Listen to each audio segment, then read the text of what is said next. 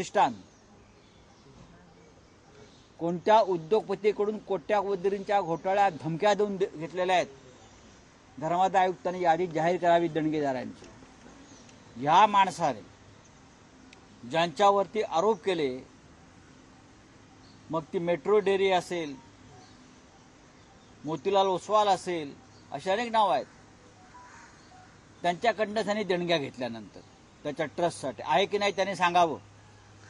युवा प्रतिष्ठानच्या यादीमध्ये मेट्रो डेअरी ज्याच्यावरती ईडीची कारवाई झाली, युवा प्रतिष्ठानच्या यादीमध्ये देणगीदारांच्या मोतीलाल ओसवाल ज्याच्या संदर्भात त्यांनीच मोहीम उघडली होती, त्याच्याकडून युवा प्रतिष्ठानला देणगी मोठी मिळाली आहे की नाही कोट्यावधी रुपयाची, हा काय मला सांगतोय? याची लायकी आहे का? याची लायकी आहे का महाराष्ट्रात येऊन आम्हाला अक्कल शिकवण्याची? हा उलटा टांगून मारू द्याला. आणि मी पण सांगतो, मग आमचाही बॉस बसलाय, सागर बंगल्यात नसेल मग कुठेतरी बसलाय, आणि तो ईश्वर आहे. लक्ष आहे आमचं, आम्ही जाऊ ना. आम्ही काय घाबरतोय काय? आम्ही काय तुमच्याकडे डरपोक नाही. डरपोकांना घेतलंय पक्षामध्ये आणि राज्य चालवतोय, असे डरपोक आम्ही नाही जाऊ. नंबर 1, मी असेल, माझे भाऊ असतील, आमचे सहकारी असतील, माझे कार्यकर्ते असतील, उद्धव ठाकरे साहेब असतील, रवींद्र वायकर असतील, सुरज चव्हाण असतील, किशोरीताई पेडणेकर जात आहेत. किती काय तुम्ही आम्हाला त्रास?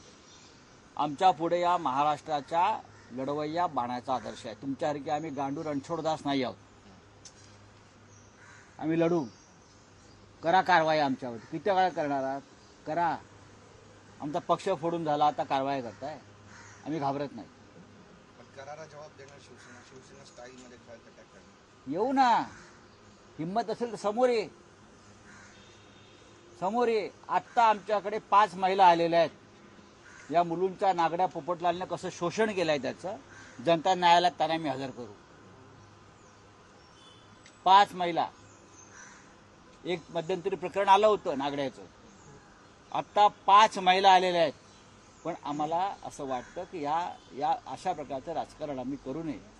त्यालाही बायको आहे, त्यालाही सून आहे, कुटुंब आहे. 5 महिला तक्रार द्यायला तयार आहेत. आणि हा आमच्यावरती आरोप करतोय साला शिवसेनेवर. आम्हाला चॅलेंज करतोय. याची लायकी काय? कोण आहे हा? महाराष्ट्रातून उद्योग पळून चाललेले आहेत, पळवून नेत आहेत, खेचून नेत आहेत. त्याच्यावर बोल. 8,000 कोटीचा अँब्युलन्स घोटाळा आहे, त्याच्यावर बोल. 500 कोटीचा राहुल कुलचा मनी लॉन्ड्रिंग घोटाळा आहे, त्याच्यावर बोल. अजित पवारच्या सिंचन घोटाळ्यावर बोल. 70,000 कोटीचा प्रधानमंत्री बोलले आहेत ना. हसन मुश्रीफवर बोल. बोलतोयस का?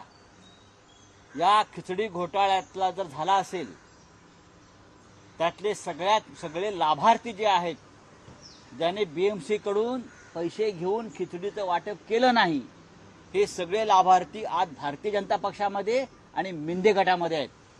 हे सगळे लाभार्थी मी नावं सांगतो तुम्हाला. त्यातल्या काही लोकांचा वर्षा बंगल्यावर आणि देवगिरी बंगल्यावरती केटरिंग चालू आहे. त्यांचं केटरिंग आज 20-20, 25-25 कोटीची खोटी बिलं या लोकांनी काढून बीएमसी कडून, आणि या सगळ्यांचं आज वर्षा बंगल्यावर आणि देवगिरी बंगल्यावरती आज एक केटरिंग सुरू आहे. मिंदे गटातल्या एका खासदाराची त्याच्याशी पार्टनरशिप आहे. त्यांनी बिलं काढली, मग खिचडी वाटली नाही. हा मुलुंडचा एक मिंदे गटाचा कार्यकर्ता आहे, सुरज चव्हाणचा पार्टनर, त्या व्यवसायातला आहे ना. त्याला हात लावत नाही. सुरज चव्हाणना अटक केली तुम्ही. अमेय घोले, वैभव थोरात, ही नावं जरा समजून घ्या. मी काय सांगतोय ती या घोटाळ्यातली सगळ्या ही नावं समजून घ्या. कोट्यावधी रुपयाचा गैरव्यवहार या लोकांनी महापालिकेत केलाय. राहुल कनाल, अजून नाव पाहायचं सांगतो, ज्या शिंदे गटामध्ये आहेत. हिम्मत आहे या मुलुंडच्या नागड्या पोपटलालची? हिम्मत आहे का ही नावं घेण्याची किंवा ईडीची? तुम्ही आमच्यावरती वार करा, आम्ही वार झेलायला तयार आहोत. पण लक्षात घ्या, पलटवार करण्याची वेळ संधी आम्हाला मिळणार आहे. आणि तो आमचा वार आहे ना, एकदा मारला ना की परत तुम्ही उठणार नाही. पण आपण ज्यांची नावं घेतली त्यांच्या विरोधात आपण तक्रार करणार आहे का किंवा पक्षाकडून तक्रार? का आम्ही तक्रार करून ईडी आणि पोलीस त्यांच्यावरती ऍक्शन घेणार आहेत? सूरज चव्हाण प्रकरणात आरोपींची नावं आहेत ना. सूरज चव्हाणच्या प्रकरणात खिचडीचा तुम्ही तपास करताय ना. मग 120 लोकांनी खिचडी वाटप केलं. किती लोकांना बोलवलं तुम्ही? ज्यांची नावं सांगतोय, जे आज वर्षा बंगल्यावरती आणि देवगिरीवरती केटरिंग करतायत, 16 ते 20 कोटी रुपयाचं बिल पैसे घेऊन त्यांनी खिचडी वाटप केलं नाही. योग्य वेळी नाव सांगेल. कोणाला गेले पैसे? त्याचा पार्टनर या मिंदे गटाचा एक खासदार आहे. शिवसेनेवरती तुम्ही असे खोटे हल्ले कराल, लक्षात घ्या. आम्ही वाट पाहतो. 2024ला सरकार बदलणार आहे आत्ता. म्हणून तर हे सगळी फोडाफोडी सुरू आहे ना. तुमच्यात दम नाही म्हणून लढण्याचं. आम्ही लढू ना. आम्ही काय घाबरतो काय तुमच्यासमोर? तुम्ही कोण आहात? तुम्ही गांडू लोक आहात सगळे. आम्ही मर्द आहोत. आम्ही छाती पुढे काढून चाललेलो आहोत. घ्या, आमच्या छातीवर वार करा. सर, ईडी ने सम्मन दिया है आपको? मैंने आज बोला ना, अभी मराठी में बोला, हिंदी में कर लेना. सर, बीजेपी एक तरीके से कह रही है कि 400 पार और दूसरी ईडी का यूज किया जा रहा है. यहीं पे 400 पार है तो ये नीतीश कुमार को तोड़ो, शिवसेना को तोड़ो, एनसीपी को तोड़ो, हेमंत सोरेन के ऊपर रेड करो, केजरीवाल जी के ऊपर रेड करो. हाँ, ये नौटंकी क्यों चल रही है? आप डर गए हो. 400 पार के आपको 200 नहीं, आप 200 पार नहीं करने जा रहे हो. 400 पार की बात छोड़ दो. आपको 200 पार करने की आपकी औकात नहीं है. इसलिए आप ये सब करके आपका जुगाड़ जो है बहुमत का आप करना चाहते हो, लेकिन नहीं होगा. आप हारने जा रहे हो. आपको राम भी नहीं बचा रहा है. सर, इंडिया अलायंस की टकरार देखी गई है. राहुल गांधी की न्याय यात्रा में हम देख रहे हैं काफी लोग स्किप कर रहे हैं ये यात्रा. मुझे नहीं लगता है कोई स्किप नहीं कर रहा है. बिहार में मैं देख रहा हूँ राहुल गांधी के भारत जोड़ो न्याय यात्रा को बहुत ही अच्छा रिस्पांस मिल रहा है. कोई स्किप नहीं कर रहा है.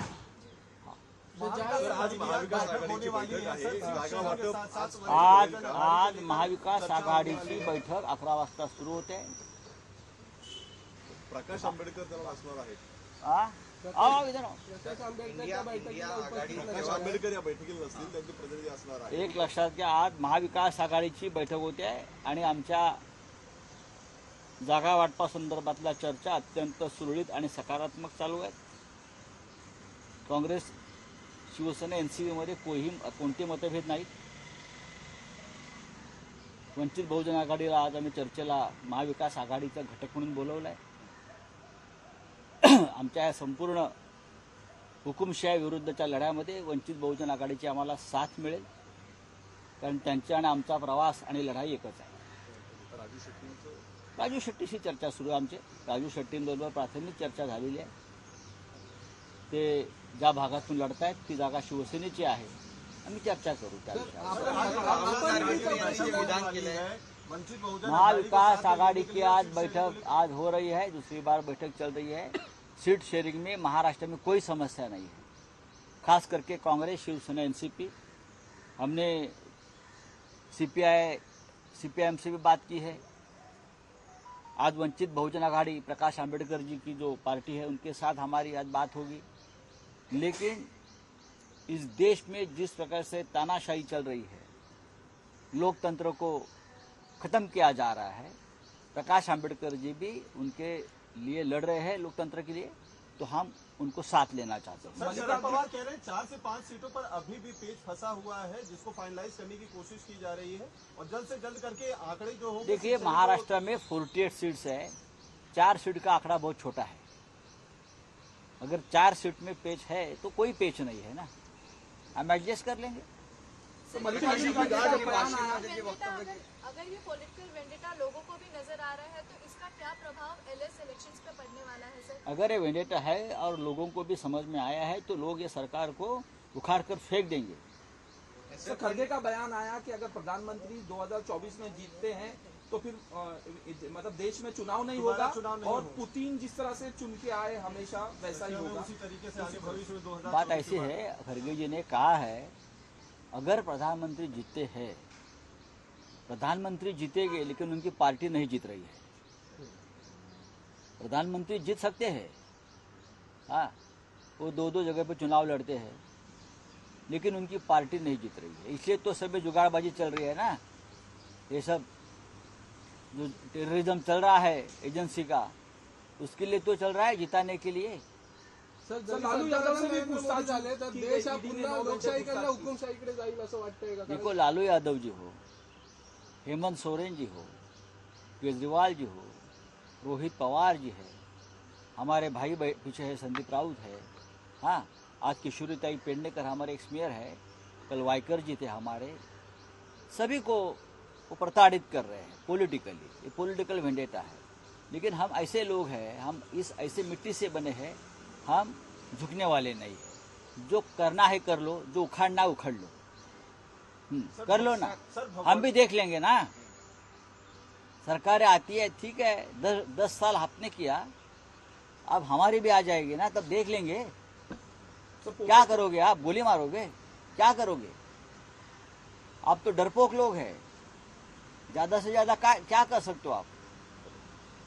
सर, हेमंत सोरेन को भगोड़ा बता रहे हैं वहाँ के जो बीजेपी के सांसद हैं। निशिकांत दुबे बोल रहे हैं कि एजेंसी से इतना डर गए हैं कि उनके लिए एयरपोर्ट पर नोटिस जारी किए जा रहे हैं शो कॉज के, कि कहीं वो भाग ना जाए। ठीक है, देख लेंगे, बातें हैं, क्या कहेंगे? देख लेंगे, देख लेंगे, देख लेंगे।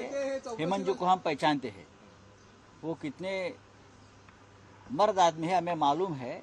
भगोड़े तो आप है, डरपोक तो आप है, जो एजेंसी का इस्तेमाल करके अपने विरोधियों को खत्म करना चाहते हो, उन्हें ही डरपोक कहते हैं।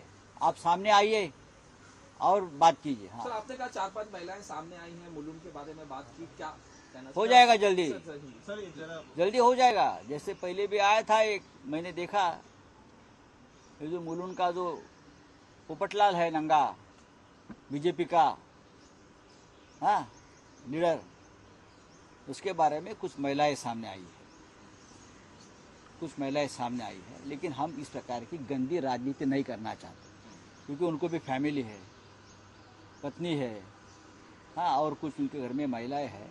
ये हमारा संस्कार नहीं है। लेकिन इतने गंभीर आरोप है उन महिलाओं के, ये व्यक्ति के बारे में, कैसे ब्लैकमेल करता है, कैसे सबसे एक्सटॉर्शन करता है, महिलाओं का इस्तेमाल करता है।